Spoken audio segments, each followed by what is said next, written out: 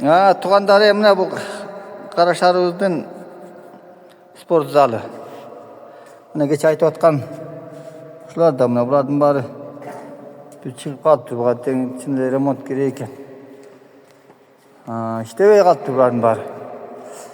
Былтыр мурдагы жылы bir 3-4 иштейт дегенди bir уккамдар, андан бери бүтүрө чыккан го дейм. Мунун баары эле балдар отуруп атып таракаланып турам. Мен буларды коем өздөрү деле бүштүрүп таап бекитер. Анан биз главный могуну bu паровойдун алмаштырыш керек окшойт да, ичинде спиралдардын баары күйүп кетет экен да бул. Спирал бул канча жыл болду? Бул ачылгандан бери эле турат да бучу. Өзүн алмаштырчу деле убага келди болуш керек. Илгеркидей российский дегендей жок да азырчы.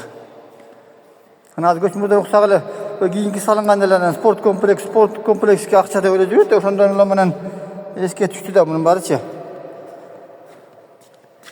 Мына ушундайларга акчаны бөлөлү. Анан каяктагынан той топурду бизге эмне кереги бар, акча жетпей аткандачы.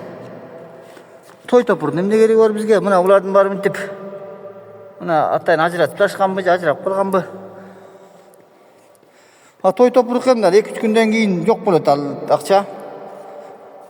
Мындай айтканда 2-3 күндүк да жок болот. Бул бияка курсак була кыштата жылуу болот, балдар ойнойт.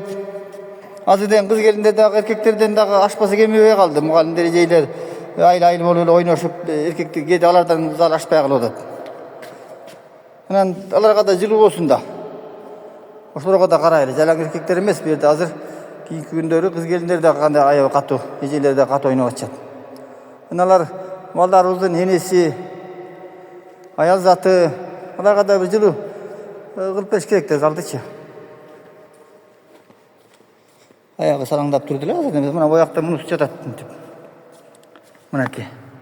Туура көрсөңөр, анакы кийинки акча түштү деп атасыңар, ошону ушул жака жумшап бергиле туугандар.